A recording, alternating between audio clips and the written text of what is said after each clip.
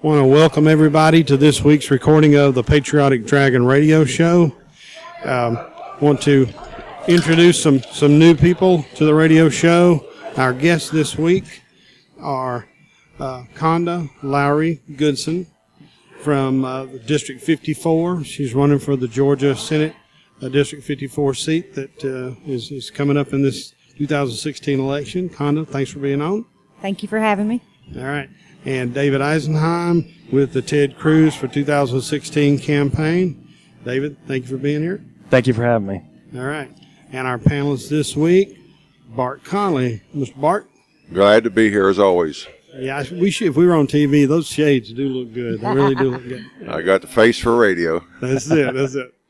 Yeah, Bart's wearing these big sunglasses, and he's one of the cool kids, but he actually has an excuse that he supposedly had cataract surgery. But he drove himself here, so I guess it wasn't too bad of a surgery. And my chauffeur has the night off. No, yeah, really. That's what happens.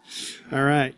Well, to start out the Patriotic Dragon Radio Show, as we always talk about, the comments and the opinions expressed on the show are those of the guest and not of the Pickens County GOP, WYYZ, or anything else. It's strictly our opinion about issues. So I want to open it up to you first, Conda.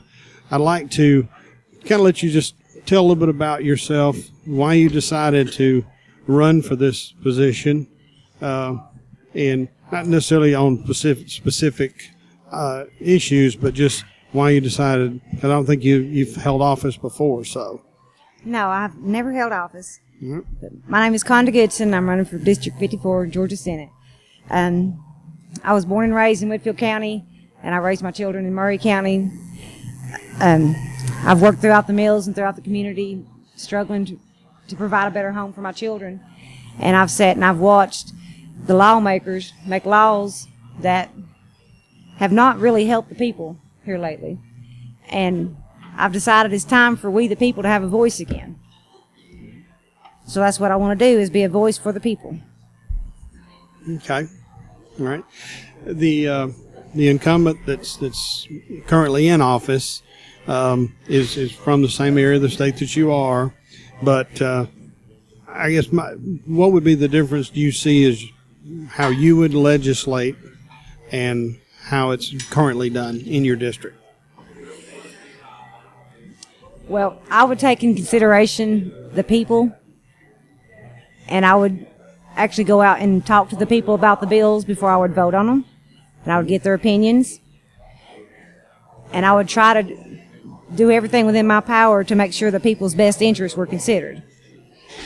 Okay. Would you have any kind of a test that you would want legislation to pass muster before you would put it forth or vote on it? Well, I do believe that there should be more research incorporated before any bill is passed. And we need to see how it's going to affect, or try to see how it's going to affect the people before it is in place, to see if it's going to help, hurt, or remain the same. And that should be with taxes, that should be with any regulation. Okay. Well, there are some issues that we've talked about here on the show and have come up, and I'll just kind of put one out there, and I'd like for you to just kind of give us your where you stand on the issue. Where do you stand on RFRA, the Religious Freedom Restoration Act? Tried to put it through the last legislative session, and the word is it's definitely going to be on the session again this year. Where do you stand on that? I believe that if you let that go through, that it's going to open up a lot of doors for other potential problems. Okay. I believe that you can't say, okay, you people can say what you want to say and use the language you wish to use, but then we're going to say that this group over here cannot. And I believe it's going to cause a lot more problems than it's going to fix. Okay. All right. Anything you want to add, Mr. Bart? Yeah, I ran for local office, so I know a little bit about politics, but at the state level, it seems, and I've talked to state reps, the representatives and the senators for this area, it seems that laws come up that just to pass a law. You know, they want to get their name on a piece of legislation that, hey, look, I passed this, and whether it does any good or not for the citizens of Georgia. You know, how do you feel about that? Just to, you know, the politicians who want their name, I helped pass this law, and I helped pass that law, and I helped do this, and that's all you hear about is what they did, but when you read into the law, that doesn't really help the people. How do you feel about that? And, you know, would you be inclined to support bills just to have your name out there? No, if I do not agree with the bill, I will not put my name on it. And I do not believe that we should have bills out there just to put our name in the public, especially on election years. I believe that instead of making a whole lot more laws, that we should start seeing what laws and bills we can repeal. That's been another point. I've always, my philosophy is if you are going to pass a bill, find 2 bills you can do away with. Yeah. You know, if you look at the laws of Georgia that go back that are still on the books, there's a lot of old, outdated, antiquated bills that are still there that I know it's a nightmare to clean up, but that should be an issue that for the senators and reps to go down there to the state capitol and say, hey, we're going to start cleaning up. You know, you can't do it in one session, but you have to start somewhere. Yeah, I agree that they need to spend some time looking through the old laws and seeing what doesn't make sense in today's world, what doesn't make sense with the economy. And we even have some that contradict new laws. Yeah. And I believe someone needs to, maybe the senators, the House, I don't know who it should be, but someone needs to go in and start cleaning this mess up. So, I agree. All right. David, anything you'd like to put into the mix on that as far as RFRA from the standpoint of Mr. Cruz? Actually, no, I don't. Okay, all right. Why, do you have a personal opinion about it? You are a citizen. You are a voter as far as the Religious Freedom Restoration Act here in Georgia. Yeah, I would say that you'd have to talk to the people. If I was running, talk to the people, see what they think would need to be passed, and just see where. You know, do some soul searching yourself and see if that fits with the way that you want things to go, and if so, you'd follow suit. Okay, all right. Next thing that has come up, of course, you're in the incumbent that's in there currently is on several committees. His voting record kind of leads from what Mr. Connolly was saying, that his voting record. He's sponsored some bills and he's put his name on some bills, but from the standpoint of where his record stands, something that's near and dear to our heart here in Pickens County, and I think it is everywhere else, is the Second Amendment. And you know, he has a good rating with the the American Conservative Union gives him an 88.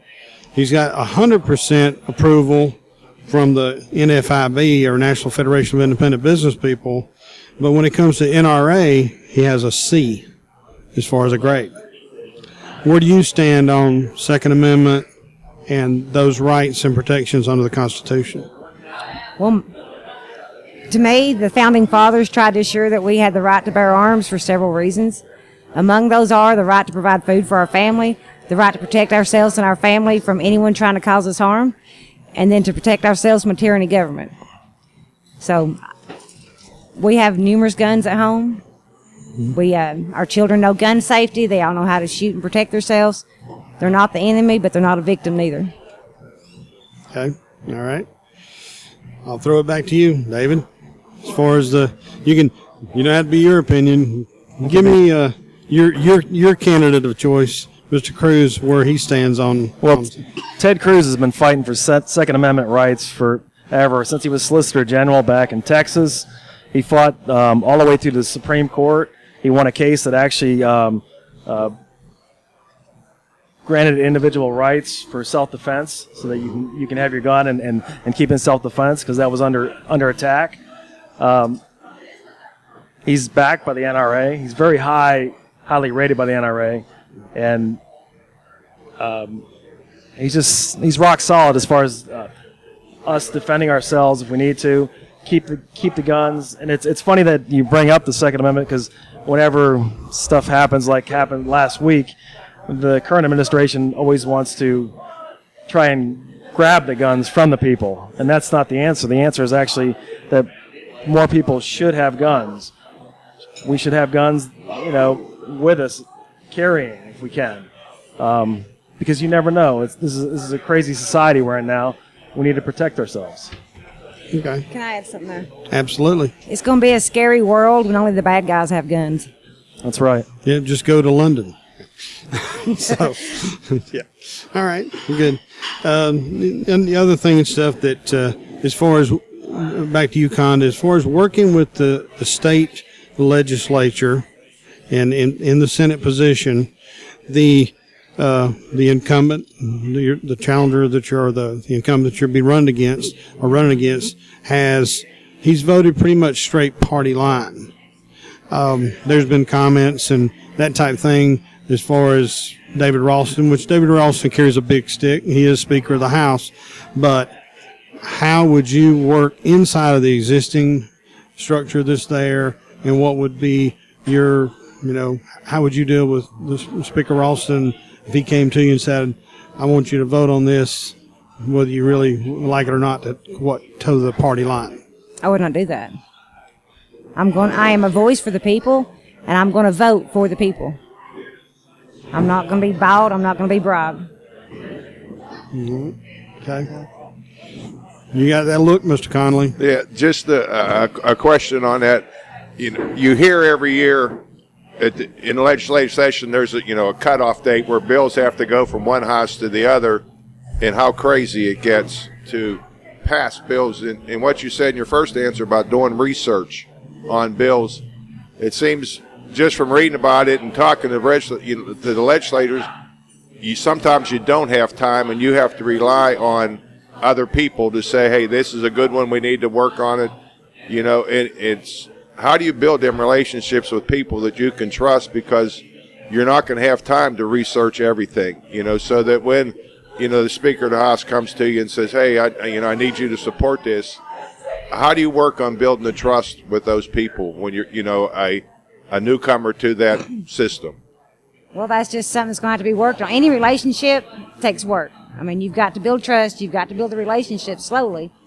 But if you ain't got time to research it fully, you're going to have to put common sense into play. And we all have common sense. We know right from wrong. If they bring you a piece of paper, say we're voting on this in 3 minutes, you really don't have a lot of time to look at it. What is in that bill, and understand all the nuances of it, how it's going to affect the people. So I mean, that's what I think. You have to work with other people to say, hey, is this a good bill? Right. Or are we voting for a Trojan horse here? Well, by that point, you should know pretty much how this person what their views are, what this person's views are, and you should have a pretty good idea of how people view things, and who you can trust their opinion on and who you shouldn't. Thank you. Okay. All right. Another thing that has come up on several shows, and some citizens here are actually working on some issues, is on the Georgia health insurance because of I won't give it the credit, the Affordable Care Act. I'll just call it that. I won't give anybody credit beyond that. Where do you stand on the Affordable Care Act, how it affects citizens, and the other health insurance issues here in Georgia as far as Medicare, Medicaid, that type of thing? I believe the Affordable Health Care Act was the worst possible thing we could do to insurance. I know numerous families that now pay 3 or 4 times their premium. They've got sky-high deductibles that they usually can't even meet. And then they pay co-pays that they can't afford. And they get less medical treatment. And I think that was the worst thing to do. Mm-hmm. It may have helped some of the people that work part-time jobs at McDonald's or Walmart or something like that. But as far as the mill workers and the construction workers and the people that had good insurance, they have lost. They have lost out. And as far as our Medicare goes,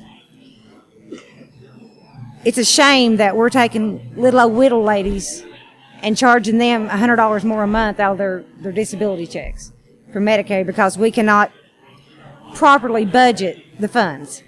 We're using the funds to pay other debts instead of using it exactly where it needs to go, exactly where it's designated to go.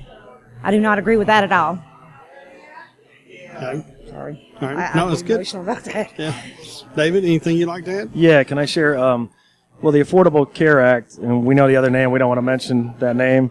From day one, Ted Cruz has been fighting that battle. He's been trying to stop that. He did that 21-hour filibuster on the Senate floor where we stood there, and he tried to get others to join him, and others just wouldn't come along. He seems like he's been at times alone in the battle, but he stayed true, and he keeps fighting for it and everything. And when he does become president, he will repeal it. He'll figure out a way to do it. He'll get Congress, he'll get Senate to work it out of there, and they'll replace it with something that's good and better for the people. Because right now it's sapping the economy. It's taking jobs away. It's killing us. That's what it's doing. Yep. You know, on a national level, it seems that all you have to do is make an executive order to change. That's what that fella's doing now. That we won't mention, but right. I mean, the promises were there. How many times did we hear, if you like your doctor, you can keep him. You're right. If you like your, plan, you can keep it. And the average family is going to save $2,500 a year on their medical costs. Just the premiums. Well, I have yet to meet that average family. You're right. I know a lot of people, being a little older, you talk more about insurance and health care than younger people. But I haven't met one person yet that saved money on their insurance premium. That's right. It's just so it does need repealed. The federal government does not need to be involved in health insurance. It's just a 100% mistake. You're right. Let it be privatized. That's where it's just the whole free market idea. Let them that'll drive the cost down and everything will work out much better. It's always better when government is less involved. And you mentioned that the current president signs everything with a pen and puts it in the order. Well, I've heard Ted Cruz say that everything that's been signed with a pen can also be signed out with a pen. So I'm hoping that day one, when he gets in there, he'll get some of this garbage out of here. Okay. Well, I've also had people tell me that they couldn't afford health insurance before this health care plan, and they still can't afford the health insurance. But the only difference is now that our government is charging them because they can't afford it. There you go. And anytime we let the government tell us how to spend our money, our hard-earned dollars, it's never turned out good for the people. So I say we let it go back to the free market and don't demand that you pay for health care insurance. If it's that or feeding your children, feed your children. Mm-hmm. You ought to be able to put money if you so choose, you ought to be able to put money in a savings account to pay for medical bills out of your pocket instead of paying an insurance company that's hoping you don't get sick so they don't have to pay any funds. Sorry. Yeah. No, that's good. No, you're right. Some of the things we've talked about before, and just kind of ties that all together. From the standpoint on a national health care program, if three things were done would make a dramatic difference in the process to make it a free market system. If insurance companies could sell across state lines and not be boxed in by those state parameters, so that if you had an insurance company in Colorado that did very well with Alzheimer's or autism type insurance and care, let them sell that program and that in the state of Georgia, Florida, Kentucky, wherever, not have them have to put up bonds and different amounts of money in all the states that they want to sell in. Have that national, and that would be something that the next president could write in. It would dramatically change what's offered to the people. Mm-hmm. Secondly, to your point, health savings accounts that are tax deductible, they come right off. Just like if you work for a major corporation, you have an FSA or flexible spending account. Every American citizen should have the right to take, if they want to have and they choose to have health insurance, should be able to take it off of their check, not send the money to the federal government and put it into a health savings account, and it be able to roll over. So if I decide to put in $100 a month And in a year, I've not used it. The $1,200 carries over to the next year. So as I age, I build up a bank of money. So when I turn 57 and I need to have cataract surgery done, I've got my deductible met and I've got my copays met, instead of having to stress out trying to find the money this 12 months. Yeah, and the third thing is get the government out from between patients and the doctors. The government should not have any say-so on creating a chart when you have a practitioner who knows that patient, knows their habits, knows the best way to treat them, and not have standardized care. So that's my 2 cents worth. All right. Okay. Back to the national programs and the national situation. Unemployment, as we know, is nationally around 930. Well, no, I always say this wrong. 93 million Americans are out of work or working part time. In Georgia, unemployment is still an issue. In Northwest Georgia, because of the industries changing in that the industries up there, as far as the mills, the carpet, those type of things, we took a hard hit, more so than a lot of other parts of the state because of it. Where do you stand on the solution to improve our unemployment rate in lowering? What would you do as far as Northwest Georgia and District 54? Well, coming from living in Northwest Georgia and having family in Northwest Georgia, numerous people tell me that their quality of life is nowhere near what it was before the economy crash. And now that we can only draw 9 weeks of unemployment with a federal match of 9 weeks because of the unemployment cuts our government has done, a lot of people have lost their homes. A lot of people's lost their cars, and some people's actually lost their families.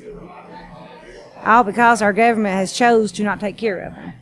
Now, we do have to bring in new industry. We do have to do growth. We have to, because we're going to crumble and fall. There's too many industries moving across seas, across country borders. So we need to we got to figure out a plan to revigorize our areas. We have to. Right. But with any new industry, we got to weigh the risk with the rewards. And we don't want to bring in a chemical disposal plant next to a high school. We can't do that. Mm-hmm. But we've also got to do something to create new jobs, because there's too many people, a true number of unemployed. Yeah, a true number. Instead of, okay. David, anything you'd like to? Yeah, there's a few things you can do. The first thing you can do is repeal that Affordable Care Act. That would create jobs, because you've got a lot of people now that are having to work part time now just to meet the standards for that, and they don't have the hours. People are having to cut back on people, so that's one way. Let's take away some of these thousands and thousands of unneeded regulations that are on these businesses that are just killing companies. Let's unleash the free market. We went back to the insurance thing. Free market is what drives our economy. If you free up the companies, allow them to hire, they'll hire. You take away. The whole. Don't even get into the whole carbon thing with me. That's a complete nonsense. That's just a way for the government to get some more control over business control and all that stuff. It's crazy. Just free up the companies, and you'll see this economy just boom again. And that's, Ted Cruz is this is going to happen when Ted Cruz becomes president, and I just can't wait for that day, to be honest with you. All right. Bart, anything you want to add? Just adding on to that, free up the regulations, but also the tax burden that's on a company. I don't know how a small business, even once it gets started, with all the regulations, the paperwork they have to do, and all the taxes they have to pay just to even get their business started, they're in a hole to start. And that's why, so many great ideas are not being able to follow through on, because people can't afford to do it. It's just, too many regulations, too many involvement, like you said, with every business, controlling it. Get the federal government and half the state government out of the way and these businesses will thrive. Yeah. All right. A couple of things and stuff, kind of in that same line is with the, Pickens County is unique in District 54. We're split between District 54 and 51, and then we're also split between the 9th and the 14th district. Mr. Connolly has a tendency to, because of where he lives in the county, he goes to the 14th district for information and try and get involved. And people like myself live in the east end of the county. We have to go to the 9th district.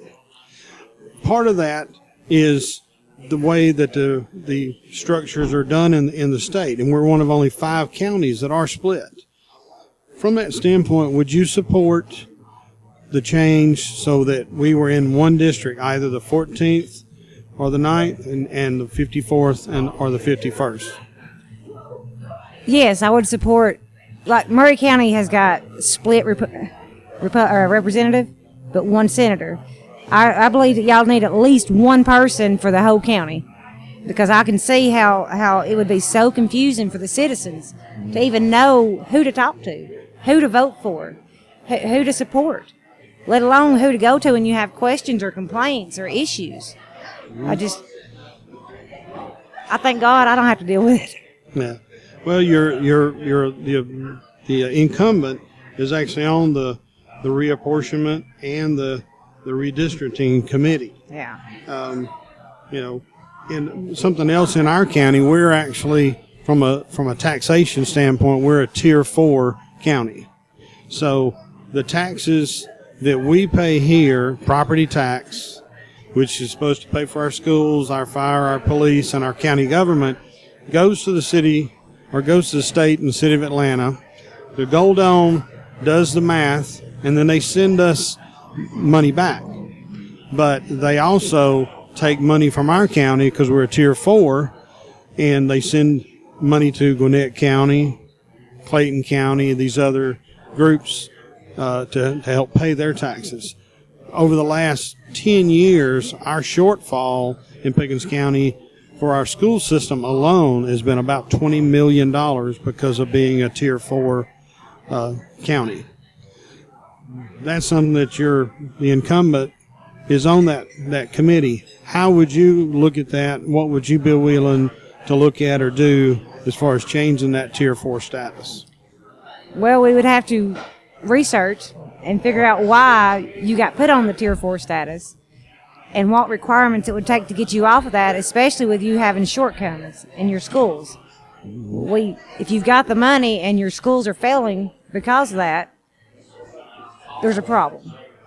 When there's a problem, you need to find a solution. So I would have to investigate and figure out what is the best solution there. Yeah. Yeah, and we're blessed. We've got a great school board here, great teachers and administrators. They do a good job with the money they have. All right. But something we had discussed earlier was the E-Splosh. We just passed here in the county with a whopping 6.9% of the registered voters voting that E-Splosh in, which is an extra penny of sales tax for the next 5 years.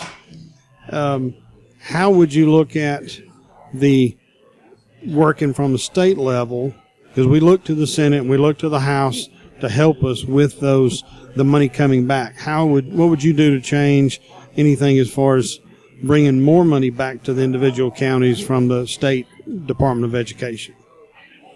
Again, I would have to figure out why so much of your funds are going to another county and to see what avenues are available to return your money back to your county. Because if your county's paying the taxes, to me, it should stay within your county. Mm-hmm. So, okay. All right.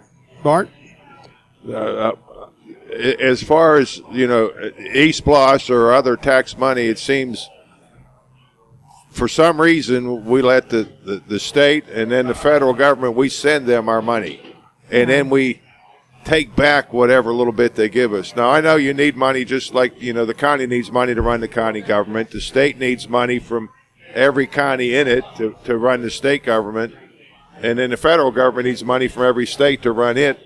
But so much of our money, when you talk to people, we're paying so much more to the state and to the federal government and then begging to get some money back for whatever projects there are. And it seems laws passed to make it that, to stop the redundancy, let us keep our money here in the counties. Let it be local. Let us keep the local money here, run the local government, but follow state guidelines and follow national guidelines without having all these redundant systems that the state has and the federal government has beside the county. That's what I would like to see done, where that would save so much tax money. But I know the problem with the federal government is you're taking power away from the so-called elite in Washington that think they know how to run everything better than we do. And at least in the state legislature, we have a chance because you are local. If I have a problem with you, I can find you. You can knock on my door. If Ted Cruz, if he wins as president, my chances of having a one-on-one sit-down with Ted Cruz are minuscule, which I understand, with the people, the population, but that's the difference in it. Even with our state senators, I've met David Perdue when he was here campaigning. I invited him back. I said, if you win, come back to Pickens County. Don't forget us. And they do have a busy schedule, and it is hard to catch up with. But as far as the state people, we can find our state representatives and say, hey, I have a problem, and you will listen, So And I'll do everything I can to help. if you can work on, finding ways to let more of the money stay with the states, and at the state level you can find more ways to find more money to stay with the local government to start with so we don't have to beg for it back. Well, I think the number one thing for you to keep more of your funds and for Georgia to keep more of their funds is we need to prioritize, set a budget, prioritize the bills, and cut out wasteful spending. I mean, we cut out a lot of this wasteful spending, a lot of more money is going to be there for your school system. It's going to be there for the state of Georgia. It's going to be there for Murray County roads. I mean, the money's going to be there, but we have to prioritize. It's that simple. You're right. You talk about wasteful spending. You just look up at Washington and how much money they're wasting, not even thinking about it. I mean, all the little pork that gets put on these bills last minute, just siphoning the money away. It's ridiculous. Yeah. I'll sign or we'll put this into place, but we got to add this in the back door. Right. I don't agree with that. To me, a bill should be on one issue and one issue only. Then you create a whole new bill for a separate issue. I mean, I don't like that. And a bill shouldn't be rammed through in the last minute No. and expect everybody to read 1,000 pages within 2 days. No. Give us 30 days to analyze this bill to make sure it's the right one, You mean we don't have to pass the bill first and then read what's in it? We know what happens there, don't we? And let the people suffer. Yeah. I believe that every bill should be read by every elected official that's going to vote on it, and they should fully understand it and have Q&A time before any vote is in place. You're right. And then when they do vote, I believe every vote on every issue should be recorded so that the citizens know exactly who voted on what. Oh, That yeah. would bring a whole new light on transparency in government. Yeah, D.C. needs that too because there's a lot of show votes up in D.C. where they vote All something to go to the elected thing and then they vote against it just so they can show the constituency that they voted against it, which that's not really 100% true. Yeah. In today's technology, there is no reason why they couldn't do that. Right. Yeah. Yeah. And you said an important word there, which is technology. When a citizen has to, most of us have smartphones or tablets or laptops for our work, our business, or whatever. But there are a lot of citizens that the only time they see a computer is if they go to their county library, they walk in, they log on there. And for a state legislator, state senator to go to Atlanta and work on bills and pass them and not be able to post them that following week, if they can take the time to write an article to tell you all the good things they did, they should be able, in that same article, they should be able to post how they voted on any bills and legislation that was passed. So for those legislators I know that do listen to this show, Rick, Steve, Tom, make sure and add that to your column that you put in the Progress or the Whitfield or Murray County papers. So I don't think that we should leave it up to the representatives to tell us. I believe that we ought to have some kind of electronic voting system. If they pick yay, it ought to automatically be recorded. If they pick nay, it should be recorded with their name. Yeah. Well, yeah. I mean, they do it, but then getting that information out to the constituents in the state, they do it for their records, but that's about where it stops. Well, since it's already recorded, we are to have access to those votes. Absolutely. Well, something else as far as I want to talk about one other kind of regional District 54 issue, and then I want to jump back to the national side. We were talking about jobs, we're talking about unemployment, we're talking about economic growth. There's an issue that you and I spoke briefly about that's supposed to be a job creator, but there are concerns from different people, and that is the inland port. Yes. Where do you stand on that? What do you see as pros? What do you see as cons of that inland port there in District 54? To me, this is an issue that should have been handled a lot differently. The people should have been educated to the pros and cons and entrusted with some input before any decisions was made whatsoever.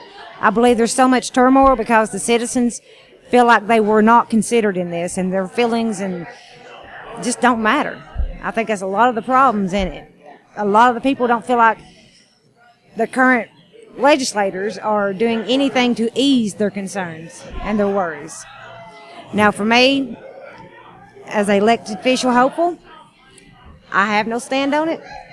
Whatever the people want is what I will back. But I feel like it should be a lot more citizens' input included. Okay. And as I said before, there's an open invitation for the state senator, if he'd like to come on the show to explain where he stands on it, where he believes his citizens stand on it, and also an open invitation for any group who would like to discuss any negative impact they feel it's going to bring to District 54 in the area as well. So I want to extend that out to both of those groups. So, all right. Well, if I might add before, unfortunately I have to leave to go to a meeting at church, but I would like to thank you for being here. I know your opponent. I've known him over the years, but I think everybody who is in office needs to have opposition every election. And I'm proud of you for running. I wish you good luck in your election. And what it does, it makes the candidate, they might be out at different meetings, but at election time it makes them go out and meet the constituents again to find out, things change every year. And so he hasn't been elected for 2 years or 4 years or 6 years. You got to get back out there among the people. And the only way, it's not forcing them to do it, but if they have opposition to them when they're running for re-election, they're going to get out more. And it gets all the ideas back out on the table. It gets people more involved in the process. They feel, no matter who wins, they feel they had a say in it because they got to meet the candidates and talk to them. Which going to the national level, it's the same thing. I'm glad there is not just one or two people running for president on the Republican side. Mm-hmm. I'm glad we got the whole gamut of people out there so that the people deciding who's going to be the next president can see that, the likes and dislikes of every single candidate. And I wish your candidate good luck in his election. I hope he comes to Pickens County. I know it'll be hard to drag him out of Atlanta, but if you can get him close, here, we're a very small county, and it's hard to get a national candidate here, but at least get him into the state one or two times. Well, he's coming to Savannah, not this weekend, but following weekend, so I think you might be making some sort of a little stop. So. And sorry I have to leave, but good luck, and God bless. God bless America. Yep. Thanks for being on, Bart. All right. Yep. And now that kind of rolls up into my next question, and I want to pose it to you first, David. Okay. I mean, I think I know, unless you've changed your mind in the last few minutes, and then I want to pose it to you, Conda. Tell me who your pick for President of the United States is, and why you personally are devoting your time, your efforts, and your personal money, because I know it's not something that you get paid to do. You support your candidate with your heart and your money. Give me your reasons for supporting your candidate. Okay, first off, without a doubt, no hesitation at all, I'm supporting Ted Cruz for president because I believe that he is the only true conservative that is running for president right now. He has stayed true from the time he was in Texas all the way through to Senate. He has listened to his constituents. He shook hands with his constituents and said, I'll go up there and I'll do what I say what I'm going to do. Not like the other ones do. And he's done it. He hasn't just talked the talk, he's walked the walk. That's why I love Ted Cruz for president. What made it concrete in my mind was this past summer when I saw him in Noonan, Georgia. He stood up had a rally there. He stood up on the top of this pickup truck, and he gave his 15-minute speech, the normal stump type speech. After the speech, he was in no hurry at all to leave there. This man wanted to meet everyone there, and he wanted to look everybody in the eye. And ever since I was a young boy, I can remember my dad always telling me, if somebody looks you in the eye, that's a truthful, honest person. Mm-hmm. So he looked me in the eye, looked my daughter in the eye. My daughter's just turned 18, so it's her time to vote too, Mm-hmm. And I kind of have a hunch she's going to go for Cruz as well.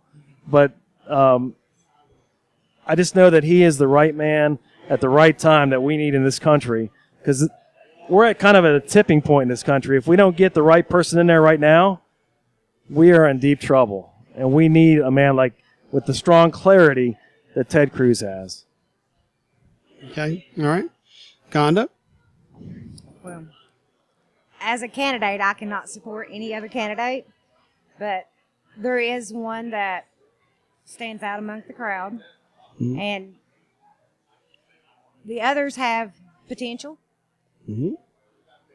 We do. I agree that we do need someone that's going to stand up and take charge, take control, mm-hmm. and pretty much do everything differently than the current administration. Yeah.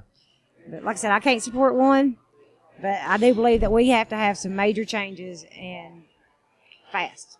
Mm-hmm. Well, put it this way: out on the campaign trail that you've been on, what are you hearing from the constituents that you're talking to as you're out there campaigning? What are they saying about are there tons of Bernie Sanders supporters out there that in District 54 that you've met? I've met one. Met one? I've met one. And they were actually from District 54. Oh, yes, okay. yes. Right. College kid. That makes sense. Yeah. He was for Ron Paul the last time. No. Yeah. Well, now I want to kind of jump back to an overall issue on a national side. With everything that's gone on, of course, with San Bernardino, Paris, all the different things, there's been a lot of, I'll say, commentary made. And I want to make it clear, and I posted on my Facebook, this is not an endorsement of Donald Trump. But my statement I put out on Facebook, and I've got a lot of comments back from it, is this is my commentary is an excoriation of the administration, especially Josh, the mouthpiece for the administration, mm-hmm. the Democrats that are running for office, and far too many other Republicans that are conservatives, so-called, that are running, and people in office. There's precedent for what Donald Trump said. The Immigration and Nationality Act was voted in June 27, 1959. It became public law number 414. And it was used, Chapter 2, Section 212 specifies that an executive being the president, can, without any other legislative approval, can ban specific entry of immigrants from a country, a region. Doesn't have to be tied to anything. So President Carter, a very famous Democrat here in Georgia and a great humanitarian, did that during the Iranian hostage crisis. During that time period, all the Iranians who were here they were here on visas, had to check in. And during that process of them being checked in, over 19,000 of them were deported because they had overstayed their student visas and work visas. So to all those people out there listening who get bad information in news bites, I want to emphatically say, Trump was correct in the legitimacy of doing that. Do I necessarily agree with it? That's not really my thing. But I want to make sure that people know, check your facts before you jump on the bandwagon. That goes for my friend at CNN and my friend at NPR. Both. Check your facts before you put it out there. Anything you'd like to add, David? Yeah, I would say I'm not necessarily, 100% behind what Trump said, but what Trump did say at least brings up the debate, has us talking about it, that there is an issue. And Ted Cruz has also said it too, that, and he actually tried to sign, he actually voted yes with Rand Paul's bill or amendment last week, and there was only 10 senators that voted yes on this amendment that would block these immigrants and refugees from coming over from 30 countries over there that have ISIS or Al Qaeda or radical type regimes in them, would block them from coming over here for 30 days until we figure out what's going on our end. Because we're not obviously not vetting these people correctly, or we have no idea even who's here. So Cruz is doing that, and he also, another thing Cruz is doing, he's also proposing his own bill, which is a 90-day moratorium on anybody coming over from these countries. So, it's time we need to. Donald Trump brought the question up, and now it needs to be clarified. And I think Ted Cruz is clarifying it and bringing it. And Ted Cruz is actually bringing it on the Senate floor and going to make something happen here. Yeah. Or at least try. Yeah. All right. Conda? I believe that we have been allowing refugees in for several years now, and both federal and state laws have been making it easier and easier and easier on them. And I believe that we need to lock our borders down and fix what's going on inside of our country before we allow another person in. And like you said, if they're here illegally, it's time to send them back. Let them come back the legal way, the honest way. Yeah. Okay. All right. There should be a better way we track everybody that comes in here too. I mean, yeah. Now, and this is my personal opinion. You can take it for what it's worth. But if we're going to allow refugees from a country and we're not sure of the vetting process, I believe that easily they could do just like we do a lot of other people who are here on probation. We can have them check in once a week. And if we feel there's an issue that we're not 100% sure of, but there's the widows, the orphans, that type thing, but there's also a 25-year-old young man who's more than able to serve in the military, then I think he could wear an ankle bracelet just like we do other people on probation. Yeah. And then at any one time, we'll give them that free administrative phone from our Washington, D.C. office, and we can buzz them so we can make sure they know where to check in once a week, make sure that if there's an opportunity for them to start learning English as their second and new language, if they plan on staying here, they can attend those classes. So there's a lot of things that we can do to help the refugees we allow in the country and also monitor the ones that we allow to come into this great nation. So that's just my personal opinion. Right. But if we can do it for a young person who's been charged with a crime and is on probation and we want to make sure their behavior is correct, then I don't see why we couldn't do it for a refugee that we don't know anything about and we're giving them the ability to live in this country. You're right. Well, I also have a question of if they're on the no-fly list, apparently there's questions about their personality or there's something about them. How can we trust them on our roads and in our buildings if they're not even allowed to go on an airplane and fly? Because you can do more damage with an illegal gun in a building than you can on an airplane nowadays because the securities are so tight in the airports. Yep. All right. I want to get close to wrapping up here and stuff. First off, David, I'd like to give you the opportunity to, as far as the Ted Cruz campaign, how would people get in touch with you or the campaign to volunteer, get more information about Ted Cruz's stands, donate, that type of thing?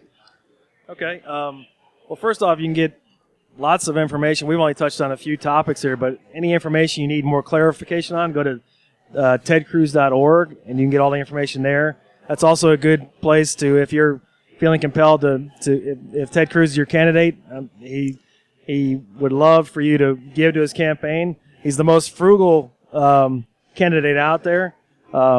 He handles his money, the money that you give him, and spends it the best way. One way you can get a hold of me if you want to get a hold of me in Pickens County area, got a kind of a unique email address. It's pickencruise2016@yahoo.com.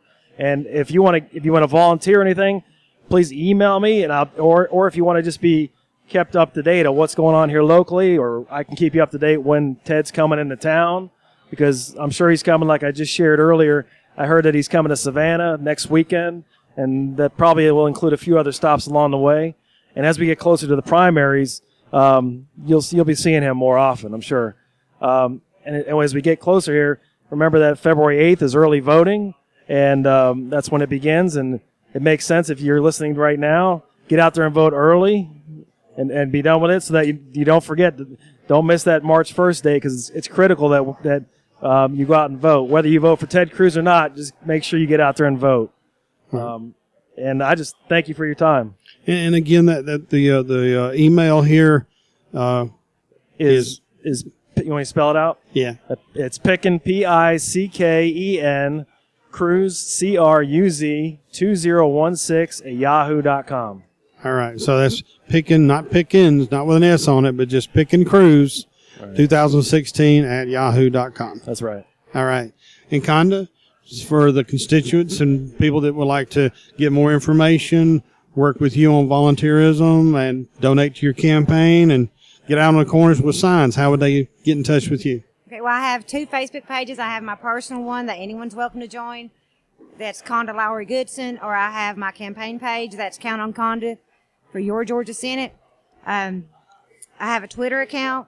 You can email me at countonconda@gmail.com. That's COUNTONCONDA@gmail.com.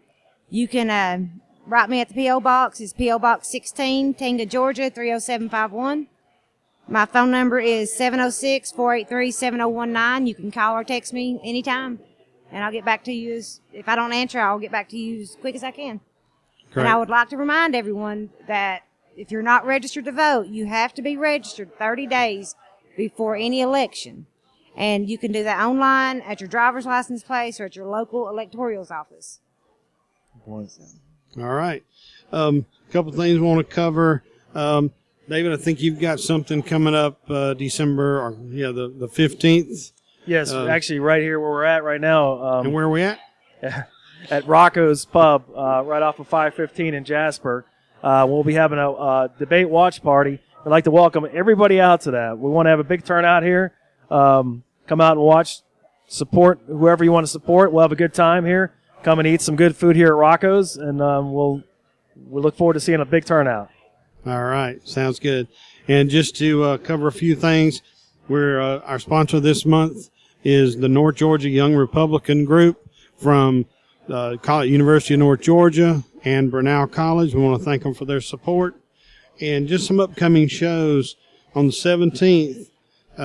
Next week, our show will be with, I always hurt your name, Jerry, so don't hurt me. Jerry Neckvital, who is our Economic Development Officer for here in Pickens County. And then the week of the 22nd, Christmas week, we're going to have a show that's focused on local community. We're going to have Larry Starr from the CARES group and Gina Penley from the Mountain Hospice group, Christy Call with the Special Olympics, and also Good Samaritan. That group will be on with us the week of the 22nd. The week of the 29th, between Christmas and New Year's, we'll have Dr. Bert Loffman on to talk about the 2016 election and the legislative session coming up here in Georgia. So, again, Conda, thank you very much for being on, making the travel over this edge of your district.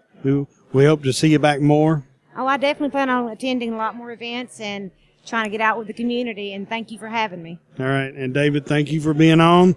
And I might just stop by next week and come in for that viewing party. Thank you for having me on. All right. I appreciate it. All right. And thank you to WYYZ, Matt and Ava, for hosting and handling the show. Y'all have a good night. Thank you. Merry Christmas.